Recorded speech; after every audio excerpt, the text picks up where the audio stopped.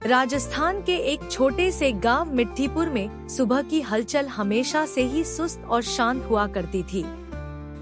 यह गांव अन्य गांवों की तरह ही खेतों, कच्ची सड़कों और पेड़ों से घिरा हुआ था, जहां लोग बैलगाड़ी और साइकिलों पर अपना सफर तय किया करते थे। मगर सब कुछ बदलने वाला था। गांव में अब ट्रेन चलने वाली थी। मिट्ठीपुर के लोग मेहनती थे। खेती उनकी आजीविका का मुख्य साधन था। सुबह होते ही लोग अपने खेतों में काम करने निकल पड़ते। महिलाएं घरों में चूल्हे चौके संभालती और बच्चे पेड़ों के नीचे पढ़ाई या खेल में मशगूल रहते थे। गांव के सबसे बुजुर्ग व्यक्ति दादा हरी सिंह को पूरा गांव आदर से देखता था। हरी सिंह का जीवन खेतों और पशुपालन के इर्द गिर्द ही रहा था और वह अक्सर गांव के चबूतरे पर बैठकर पुराने समय की कहानियां सुनाते थे।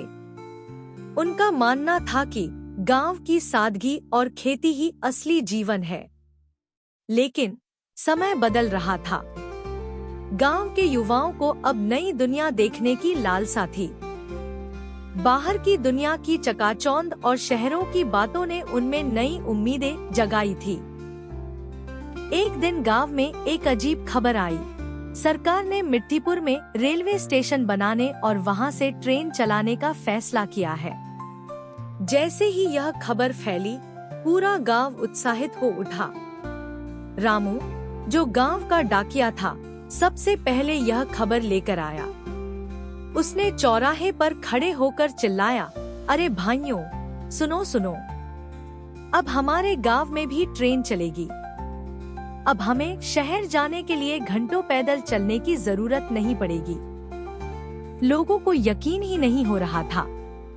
मिट्ठीपुर जैसे छोटे गांव में ट्रेन, यह तो एक सपना सा लग रहा था। लेकिन यह सपना सच होने वाला था। कुछ ही हफ्तों में गांव के बाहर एक नई पटरी बिछने लगी और स्टेशन का निर्माण कार्य शुरू हो गया। गांव के लोग हर दिन उस नई पटरी की ओर देखने जाते। छोटे बच्चे पटरी के पास जाकर खेलते और कल्पना करते कि ट्रेन कैसी होगी। राधा, जो गांव की सबसे चंचल लड़की थी, अपने दोस्तों के साथ स्टेशन के पास जाकर अपने सपनों के बारे में बात करती। मैं जब ट्रेन में बैठूंगी तो सीधा शहर जाऊंगी और वहां जाकर नई नई किताबें खरीदूंगी, राधा ने बड़े जोश में कहा। वहीं कुछ बुजुर्गों को इस बदलाव से डर भी लग रहा था। दादा हरी सिंह को ट्रेन का आना अच्छा तो लगा, लेकिन उन्हें चिंता भी थी। ट्रेन तो आ जाएगी, पर इससे हमारे गांव की सादगी न चली जाए, उन्होंने गांव के चबूतरे पर बैठे हुए कहा। उनके विचारों से कुछ लोग सहमत थे, लेकिन अधिकतर युवा इस बदलाव का स्वागत कर रहे थे। दिन बीतते गए और आखिरकार वह दिन आ गया जब गांव में पहली बार ट्रेन चलने वाली थी। रेलवे स्टेशन पूरी तरह तैयार हो चुका था। मिट्ठीपुर के लोग पहली बार किसी ट्रेन का स्वागत करने के लिए स्टेशन पर उमड़ पड़े। हर किसी की आंखों में उम्मीद और उत्साह था। गांव के प्रधान मोहनलाल ने कहा, यह हमारे गांव के लिए बहुत बड़ा दिन है। अब हम भी शहरों से जुड़े रहेंगे और हमारी जिंदगी बदल जाएगी। हमारे बच्चे पढ़ने के लिए शहर जा सकेंगे और हम भी अपनी फसलें बाजार तक आसानी से पहुंचा पाएंगे। हर ओर तैयारियां हो रही थी। महिलाएं नए कपड़े पहनकर स्टेशन पर पहुंची, बच्चे झूम झूम कर नाच रहे थे और पुरुष सिर पर साफा बांधकर अपनी नए भविष्य की ओर देखते हुए ट्रेन का इंतजार कर रहे थे। धूप की तीव्र किरणें अब हल्की पड़ने लगी थीं और तभी दूर से एक सीटी की आवाज आई।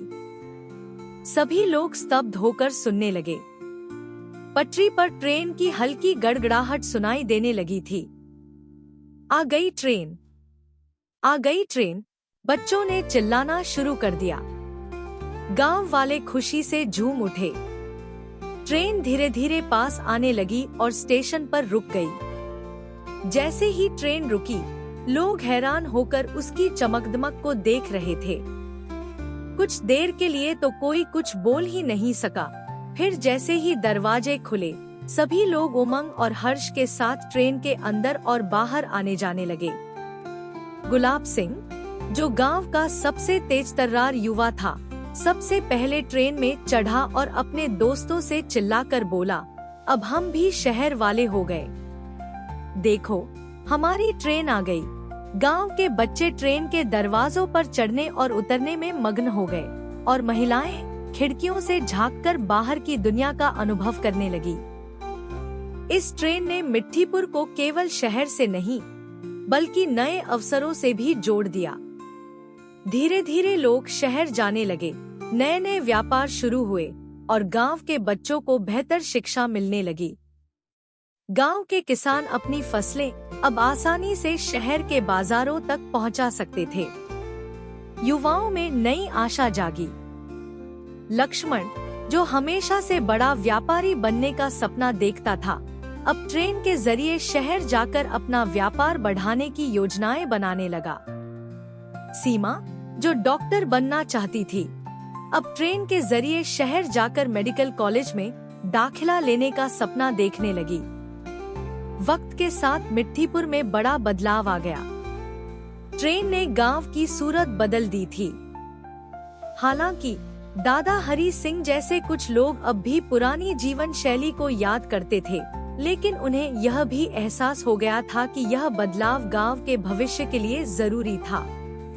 दादा हरी सिंह ने एक दिन राधा को अपने पास बुलाया और कहा, बेटी, समय बदल रहा है और हमें भी बदलना होगा।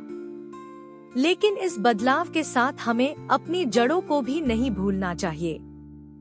खेती, गांव की सादगी और आपसी मेलजोल को हमें हमेशा संभाल कर रखना होगा। राधा ने मुस्कुराते हुए कहा, दादाजी, हम जरूर बदलेंगे, लेकिन मिट्ठीपुर की माटी को कभी नहीं भूलेंगे। यह ट्रेन हमें शहर से जोड़ रही है, लेकिन हमारी आत्मा तो यही है। गांव में ट्रेन चलने के बाद मिट्ठीपुर ने विकास की नई राहें देखी, लेकिन अपने पुराने मूल्यों को भी बनाए रखा। यह कहानी सिर्फ ट्रेन की नहीं, बल्कि बदलाव और विकास की है, जो न केवल जीवन को सरल बनाती है, बल्कि लोगों में नई उम्मीदें और सपनों को जगाती है।